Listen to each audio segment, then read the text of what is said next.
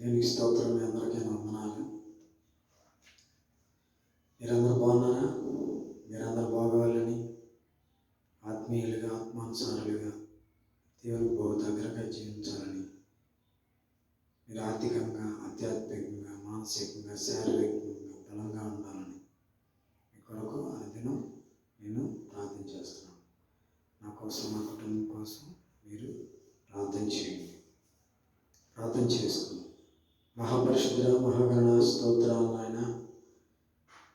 అయ్యా, మీకు దూరస్తులుగా, శాపగ్రస్తులుగా ఉంటున్న మా జీవితాన్ని మీ వాక్యంతో మమ్మల్ని వెలిగించి మిమ్మల్ని స్తుతించడానికి, కీర్తించడానికి, ఏ యోగ్యత లేని మమ్మల్ని స్తుతించడానికి, కీర్తించడానికి, వాక్యాన్ని ధ్యానించడానికి, మీ పాద సన్నిధిలో మీకు గడపడానికి మీరు మాకు ఇచ్చిన ఈ భాగ్యాన్ని బట్టి మీకు వందనాలనైనా.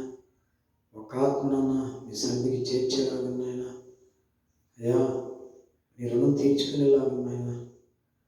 అయ్యా, మేము వస్తాము, వెళ్తాము, కానీ నాయన మేము ఈ లోకానికి వచ్చామంటే మా మీద మీ చూపు ఉంది కాబట్టి ఇక్కడికి రాగలిగాము నాయన. ఎంతోమంది ఈ సమయాలకి గడిలేక యాక్సిడెంట్ల ద్వారా, అనేక రోగాల ద్వారా, అనేక సమస్యల ద్వారా చనిపోతున్నాను నేను. వాళ్ళకంటే మీ గొప్ప వాళ్ళం కాదు నేను. కేవలం మీ కనికరం చెప్పి మీ పాదాల చెంతకి సజీవంగా మమ్మల్ని ఉంచినందుకు వందనాలు నాయన. మీ రుణం తీర్చుకునేలాగా నాయన మా జీవితాలు గడిపేలాగా మాకున్న దాంట్లో తృప్తిపడి మీ కొరకు జీవించే సాక్షులుగా మీ రాజ్యాన్ని, నీతి మీదకి భాగ్యాన్ని దయచేయమని మమ్మల్ని స్తుతిస్తుండగా, కీర్తిస్తుండగా, కొనియాడుతుండగా మా స్తుతి సింహాసనంపై ఆసీనుడై మమ్మల్ని స్వీకరించమని యేసు క్రీస్తు నామమున ఈ ప్రార్థన సమర్పిస్తున్నాం తండ్రి. ఆమేన్. భయము చెందకు భక్తుడా, ఈ మాయలోక ఛాయలు చూచినప్పుడు. భయము చెందకు భక్తుడా, ఈ మాయలోక ఛాయలు చూచినప్పుడు. భయము చెందకు నీవు, దిగులు చెందకు నీవు. భయము చెందకు నీవు, దిగులు చెందకు నీవు. జీవమిచ్చిన యెహోవా ఉన్నాడు.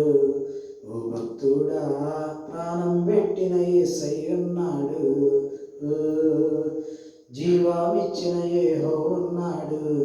ఓ భక్తుడా, ప్రాణం పెట్టిన యేసయ్య ఉన్నాడు. భయము చెందకు నీవు, దిగులు చెందకు నీవు. భయము చెందకు నీవు, దిగులు చెందకు నీవు. జీవమిచ్చిన యెహోవా ఉన్నాడు. ఓ భక్తుడా, ప్రాణం పెట్టిన యేసయ్య ఉన్నాడు.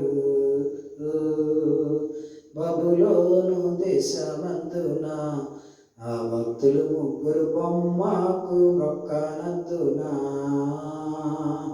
పట్టి బంధించి రాజు అగ్ని గుండములో వేసి. పట్టి బంధించి రాజు అగ్ని గుండములో వేసి. నాలుగో వాడు తిరగలేదా? ఓ భక్తుడా, రాజు రమ్మని పిలువలేదా? నాలుగో వాడు తిరగలేదా? ఓ భక్తుడా, రాజు రమ్మని పిలువలేదా? భయము చెందకు నీవు, దిగులు చెందకు నీవు. భయము చెందకు నీవు, దిగులు చెందకు నీవు. జీవమిచ్చిన యెహోవా ఉన్నాడు. ఓ భక్తుడా, ప్రాణం పెట్టిన యేసయ్య ఉన్నాడు.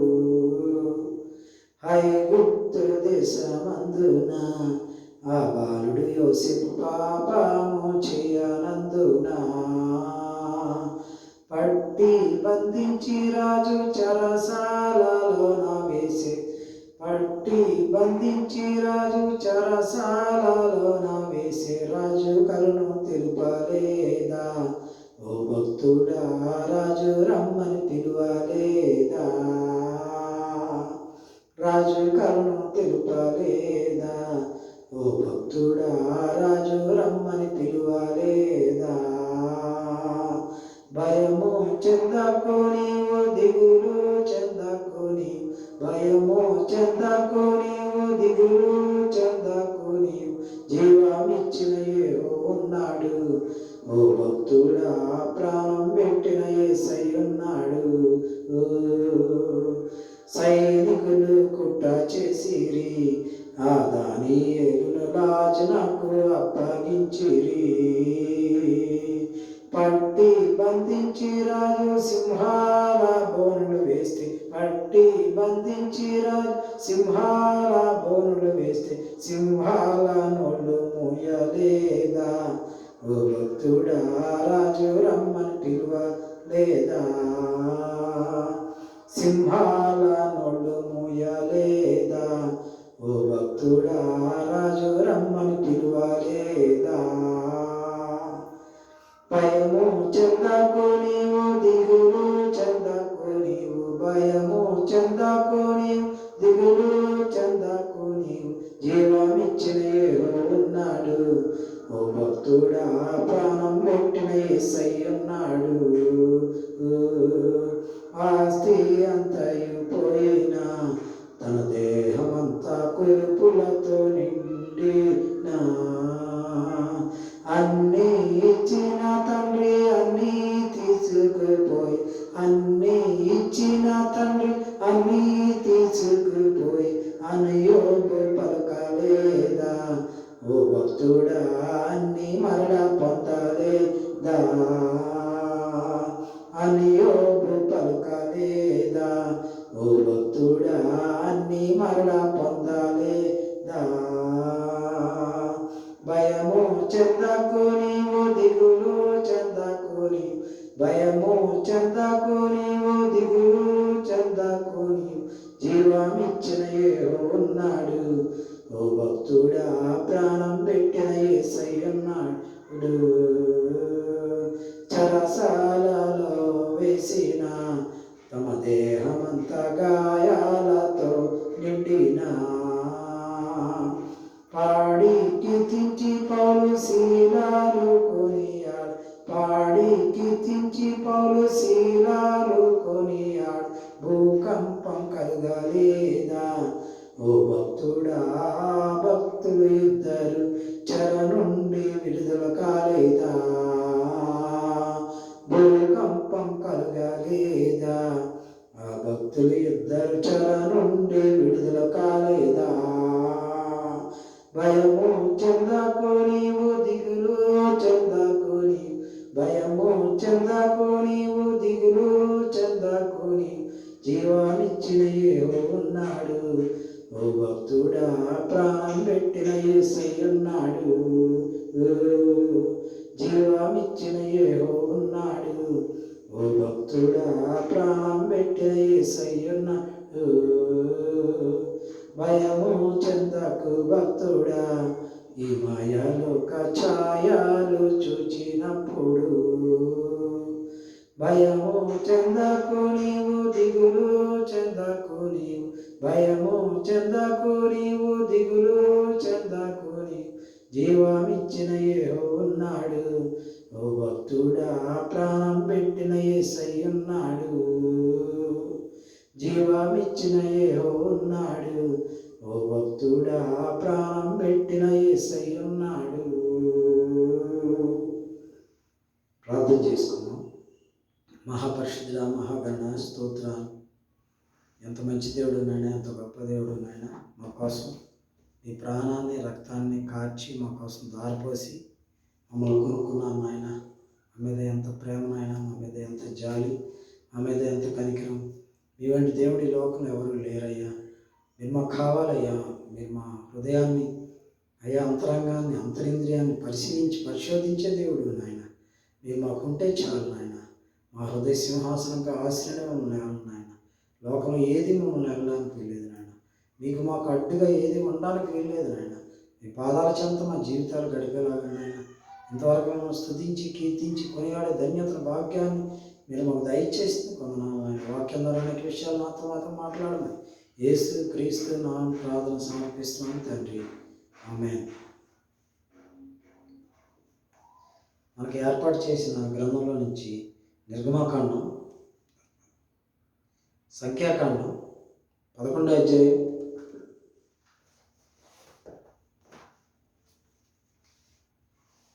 సంఖ్యాకాండం 11వ అధ్యాయం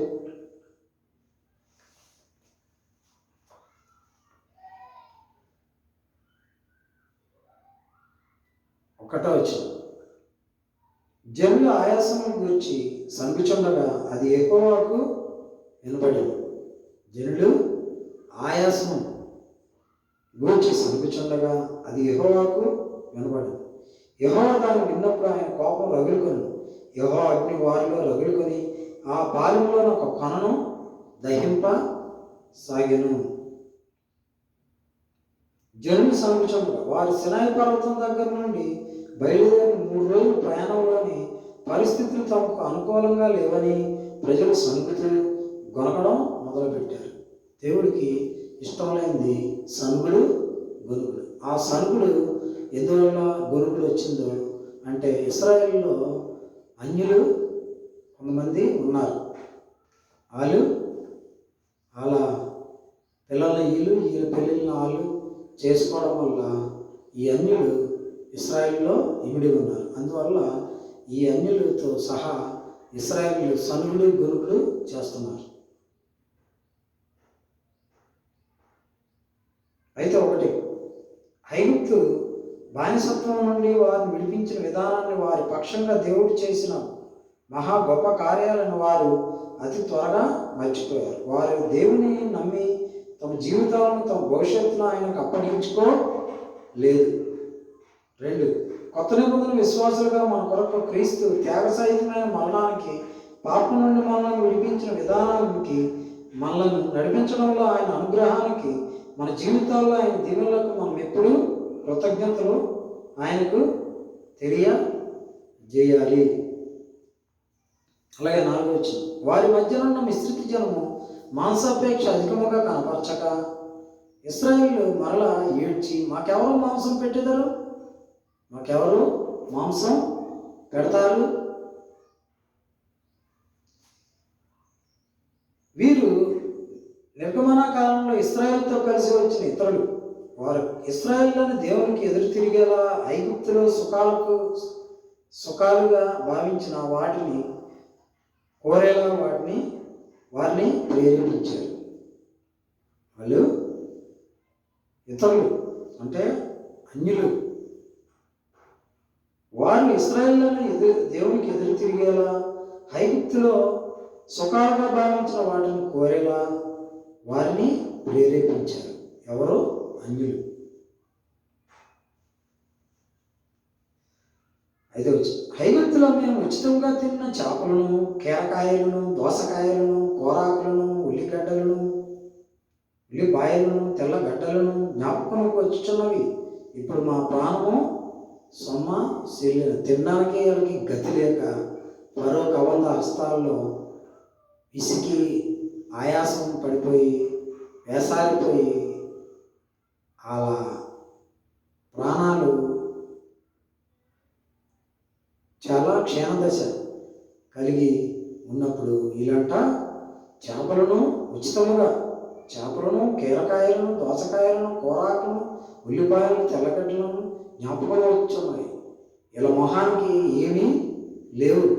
పచ్చడి మెతుకులు కూడా గతి లేక ఆ ఫరో కబంధాస్తాల్లో ఐగుప్తులు విసికి వేసారి వాళ్ళ మూలికల శబ్దం ప్రభువైన దేవుడు విని వాళ్ళని ఐగుప్తు బానిసత్వంలో నుంచి మోషే ద్వారా విడిపిస్తే వీళ్ళు మోషే మీద, దేవుని మీద తిరుగుబాటు చేసే, సనుగుళ్ళు, గురుగుళ్ళు చేసే జనాలు. వీళ్ళకంటే చేపలు, ఉల్లిగడ్డలు, తెల్లగడ్డలు, ఉల్లిపాయలు అన్నీ మాకు జ్ఞాపకం వచ్చుచున్నవి. ఇప్పుడు మా ప్రాణం సమస్యలను ఈ మన్నా కాక మా కన్ను లేదు మరేమీ లేదని చెప్పుకోండి. ఇంతకుముందు మన్నా చాలా అప్పుడు చాలా మంచి వాసన కలిగిన, నూనె వాసన కలిగిన మంచి ఆహారం అని సంతోషపడ్డారు. కానీ ఇప్పుడేమంటున్నారు? ఈ మన్నా కాక మా కన్ను లేదు మరేమీ లేదని చెప్పుకుంది. ఆ మన్నా కొత్తిమీర గింజల వలె ఉండేది, చూపులకు అది బోల వలె ఉండేది. అంటే వీళ్ళకి ఎంతున్నా వాళ్ళకి దేవుని మీద శ్రద్ధ లేదు. 9వ రాత్రి అందు మంచు పాలెం మీద కురిసినప్పుడు ఆ మన్నా దాని వెంటనే పడెను. అంటే ఏ రోజుగా ఆ రోజు ఆహారం మంచు ద్వారాగా ఇశ్రాయేలు ప్రజలకి ఆ ప్రభు అయిన దేవుడు ఇస్తుంటే వాళ్ళు తిని సంతోషించగా ఉన్న దాంట్లో తృప్తిపడక ఇంకా కావాలి ఇంకా కావాలి అని ఆశిస్తున్నారు. అందుకని ఆ ప్రాణాలు విసిగించే విధంగా, దేవుడికి విసిగించే విధంగా వాళ్ళు తయారయ్యారు. వాళ్ళు నడిచినప్పుడు బట్టలు మాయలేదు, చెప్పులు తెగలేదు. అలాగా ఆయన కనుసన్నల్లో పగలు మేఘస్తంభం ఎండ తగలకోకుండా, రాత్రి అగ్నిస్తంభం వాళ్ళని కాచి కాపాడుతుంటే వీళ్ళు తిని దేవుణ్ణి స్తుతించక గణపరచక కొనుక్కుతున్నారు.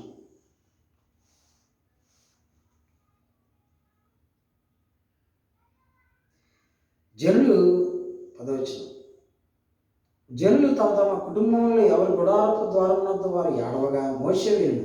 యెహోవా కోపం బహుగా రగులుకొను. వారు ఏడ్చుట మోషే దృష్టికి చెడ్డదిగా ఉండెను. కాగా మోషే యెహోవాతో ఇట్లను, నీవేళ నీ సేవకును బాధించితివి, నా మీద నీ కటాక్షం రానియక ఈ జనులందరూ భారం నా మీద పెట్టనేలా అని మోషే అంటున్నాడు. 12వ నేనే ఈ సర్వ జన్మను గర్భమును ధరించితినా, నేనే వీరిని కట్టినా, పాలిచ్చి పెంచుడు తండ్రి పసిపిల్లలను మోయినట్లు నేను వీరి తండ్రులకు ప్రమాణపూర్వకంగా ఇచ్చిన దేశమునకు వీరిని నీ రొమ్మున ఎత్తుకొని పొమ్మని నాతో చెప్పుచున్నావు. పాలిచ్చి పెంచుడు తండ్రి. ఇశ్రాయేలును ఒక విజయవంతమైన సైన్యంగా వాగ్దాన భూమిలో ప్రవేశపెట్టాలని మోషే తలంచాడు. దానికి బదులు వారు చిన్నపిల్లల్లా వ్యవహరిస్తున్నారు. వారిని మోసుకొని వెళ్ళడం భారంగా మోషే భావించాడు.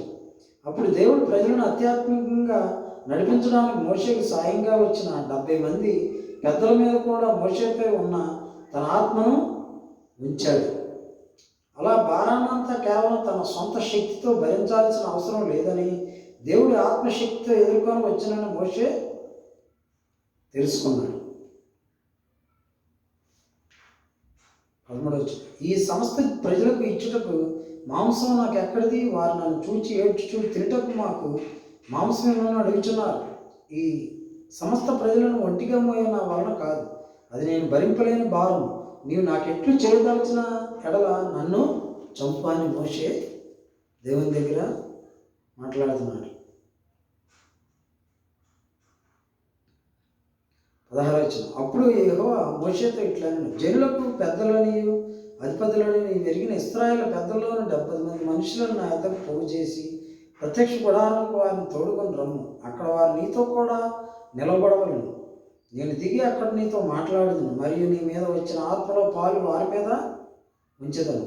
ఈ జనుల భారమును నీ ఒంటిగా మోయకున్నట్లు వారి దానిలో ఒక పాలు నీతో కూడా భరింపవలను. 18వ నీవు జనులను చూచి ఇట్లను, మిమ్మల్ని మీరు రేపటికి పరిశుద్ధ పరచుకొనుడి. మీరు మాంసం తిందురు. యెహోవా విన్నట్లు ఏడ్చి, మాకు ఎవరు మాంసం పెట్టుదురు? ఐగుప్తులో మాకు బాగానే జరిగినదని మీరు చెప్పుకుంటారు కనుక యెహోవా మీకు మాంసము ఇచ్చును, మీరు తిందురు. 1 దినము కాదు, 2 దినములు కాదు, 5 దినములు కాదు, 10 దినములు కాదు, 20 దినములు కాదు, 1 నెల దినం వరకు, అనగా అది మీ నాసికాంధ్రంలో నుండి వచ్చి మీకు అసహ్యం పుట్టు వరకు దాన్ని తిందురు. ఎలాగనగా మీరు మీ మధ్యన యెహోవా నిర్లక్ష్యం చేసి ఆయన సన్నిధిని ఏడ్చి ఐగుప్తుల నుండి ఎందుకు వచ్చిందని కొందరు కొంటేవి. అందుకు మోషే, నేను ఈ జనుల మధ్య ఉన్నాను, వారు 6 లక్షల పాదాచారులు, వారు నెల దినములు తింటకు వారికి మాంసం ఇచ్చదనని చెప్పితివి. వారు తృప్తిగా తిన్నట్లు వారి నిమిత్తం గొర్రెలను పశువులను చంపవలెనా? వారు తృప్తిగా తిన్నట్లు సముద్రపు చేపలని వారి నిమిత్తం కూర్చవలనా అనెను.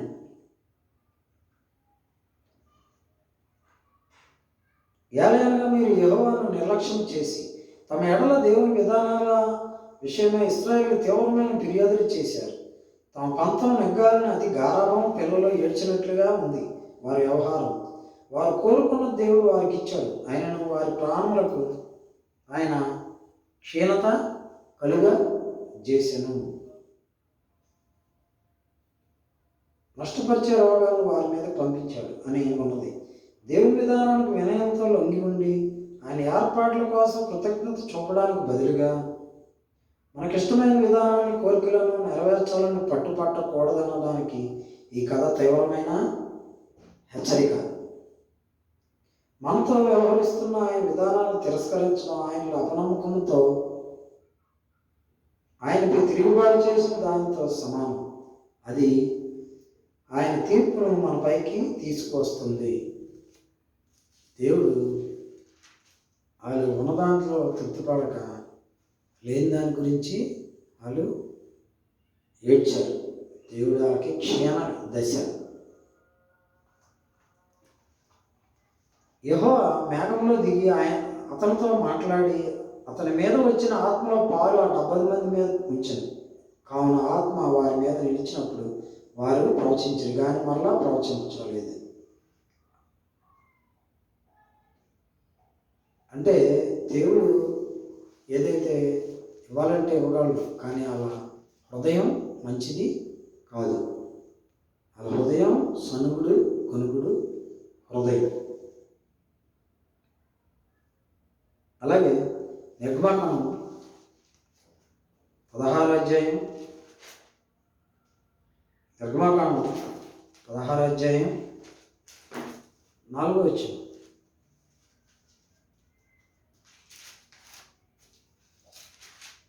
నిర్గమకాండం 16వ అధ్యాయం 4వ వచనం. యెహోవా మోషేను చూచి, ఇదిగో నేను ఆకాశం నుండి మీ కొరకు ఆహారం కురిపించదు, వారు నా ధర్మశాస్త్రం అనుసరించి నడుతురో లేదు అని నేను వారిని పరీక్షించినట్లు ఈ ప్రజలు వెళ్ళి ఏనాడు పత్రము ఆనాడే కూర్చుకొన వలెను. ఆకాశం నుండి వచ్చిన ఆహారాన్ని మన్నా అని పిలిచారు. ఐగుప్తు నుండి నిర్గమనం తర్వాత ప్రజలు తినడానికి దేవుడు అద్భుత రీతిగా పంపించిన ప్రత్యేకమైన ఆహారం ఇది. అది తెల్లగా గట్టిపడిన మంచుగా సన్నని పెంకు గల రూపంలో ఉండి తేనె వంటి రుచి కలది. ఇశ్రాయేలు వాగ్దాన భూమిలో ప్రవేశించి ఇతర ఆహార పదార్థాలు వారికి లభించిన తర్వాత మన్నా సరఫరా ఆగిపోయింది. ఇది నిత్య జీవం ఇచ్చి పరలోకం నుండి వచ్చు నిజమైన ఆహారమైన యేసు క్రీస్తుకు ముంగుర్తిది ఆహారం. అలాగే 12వ అధ్యాయం నిర్గమకాండం 12వ అధ్యాయం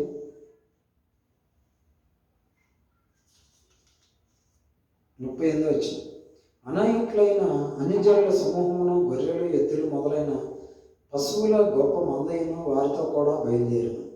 అనేకులైన అన్యజనుల సమూహం ఉండడం వల్ల వీళ్ళు మాంసాపేక్ష గలవారై దేవుని మీద, మోషే మీద ఎదురు తిరిగారు. అందువల్ల ఆ అరణ్యంలో నాశనం అయిపోయే గతి వాళ్ళు తెచ్చుకున్నారు. అలాగే దావీదు కీర్తనలో 106 కీర్తనలో దావీదు కీర్తనలో 106 కీర్తనలో 15వ వచనం. 106 కీర్తనలో 15వ వచనం. వారు కోరినది ఆయన వారికి ఇచ్చాను, ఆయనను వారి ప్రాణములకు ఆయన క్షీణత కలిగజేశాను. అలా ఏదైతే ఆయనకి అడిగారో అది ఇచ్చాడు, కానీ క్షీణించిపోయే గతి తెచ్చాడు. ఎందుకంటే తృప్తి లేదు. అందువల్ల వాళ్ళు క్షీణించిపోయే క్షీణదశ ఆయన కలిగజేశాడు. కీర్తనలో 78 కీర్తనలో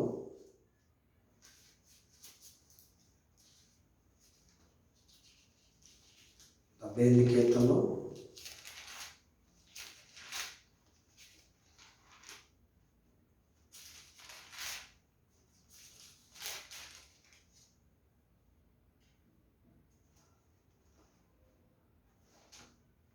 29 నుంచి 33 వచ్చిన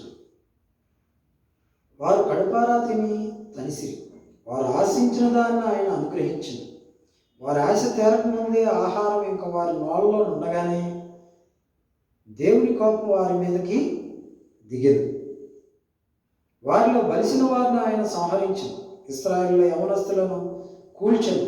ఎంత జరిగిన వారు ఇంకను పాపము చేయొచ్చు. ఆయన ఆశ్చర్య కార్యములను బట్టి ఆయన నమ్ముకొనక పోయిరి. కాబట్టి ఆయన వారి దినములు ఊపిరి వలె గడిచిపోచేసాడు. వారి సంవత్సరంలో అకస్మాత్తుగా చేశాను. ఆయన్ని విసిగించారు, ఆయన్ని అరణ్యంలో వేధించారు. అందుకనే ఆయన వారిలో బలిసిన వారిని ఆయన వారిని సంహరించాడు, యవనస్తుల్ని కూల్చాడు. అలాగే 78 కీర్తనలో 17 నుంచి 22 వరకు, అయినను వారు ఆయన విరోధంగా ఇంకనూ పాపం చేయించునే వచ్చి అడవిలో మహోన్నతుని మీద తిరగబడరు. వారు తమ ఆశ కొలది ఆహారం నడుగుచు తమ హృదయంలో దేవుని శోధించి, ఈ అరణ్యంలో దేవుడు భోజనం సిద్ధపరచగలడా అని వారు దేవునికి విరోధంగా మాట్లాడి ఆయన బండను కొట్టగా నీరు ఉబికేది, నీళ్లు కాలువలై పారిను. ఆయన ఆహారం ఇవ్వగలడా, ఆయన తన ప్రజలకు మాంసం సిద్ధపరచగలడా అని వారు చెప్పుకొనిరి. యెహోవా ఈ మాట విని కోపగించను, యాకోబు సంతతిని దహించి వేటుకు అగ్ని రాజను, ఇశ్రాయేలు సంతతిని హరించి వేటు కోపము పుట్టెను. వారి దేవుని యందు విశ్వాసం ఉంచకపోయి ఆయన దయచేసిన రక్షణ యందు నమ్మిక ఉంచలేదు.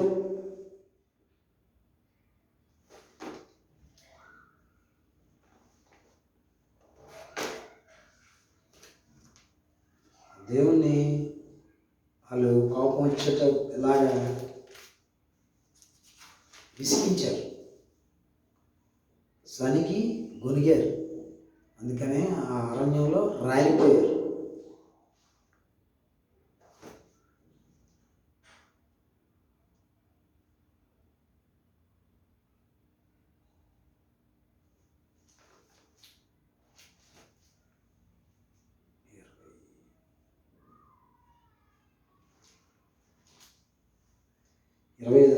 యెహోవా మేఘంలో దిగి అతనితో మాట్లాడి అతని మీద వచ్చిన ఆత్మలో పాలు ఆ 70 మంది పెద్దల మీద ఉంచింది. కావున ఆత్మ వారి మీద నిలిచినప్పుడు వారు ప్రవచించరు కానీ మరలా ప్రవచింపలేదు. అందుకు మోషే, నా నిమిత్తం నీకు రోషం వచ్చిన యెహోవా ప్రజలందరూ ప్రవక్తలగినట్లు యెహోవా తన ఆత్మను వారి మీద ఉంచినగాక అని అతనితో అనెను.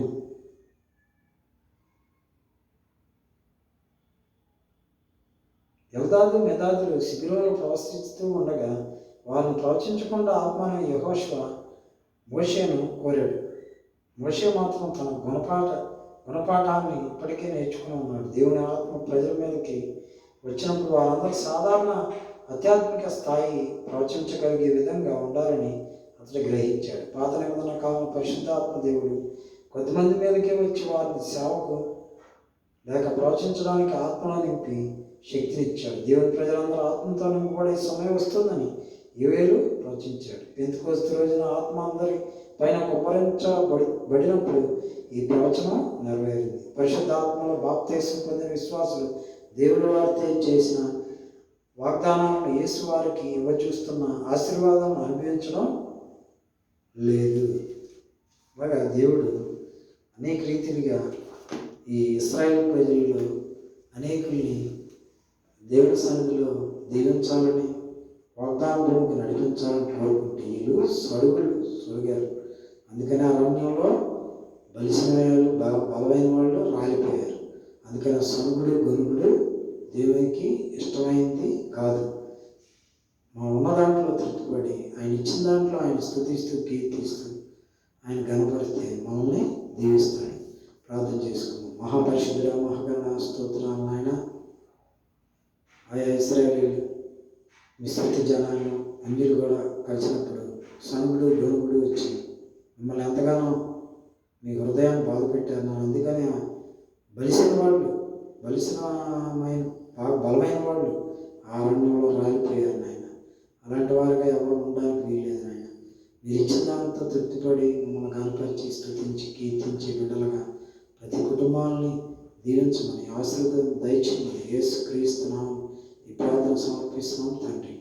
మా పరమ తండ్రి అయిన దేవుని ప్రేమ, కుమారుడైన యేసుక్రీస్తు కృప, పరిశుద్ధాత్మ ఆయన సన్నిధి సహవాసం యూట్యూబ్ ద్వారా ఫేస్బుక్ ద్వారా ఎవరైతే ఈ వాక్యాన్ని విని వాళ్ళ కుటుంబాలు కట్టుకొని ఆశీర్వదించి అభివృద్ధి పొందును గాక. ఆమేన్.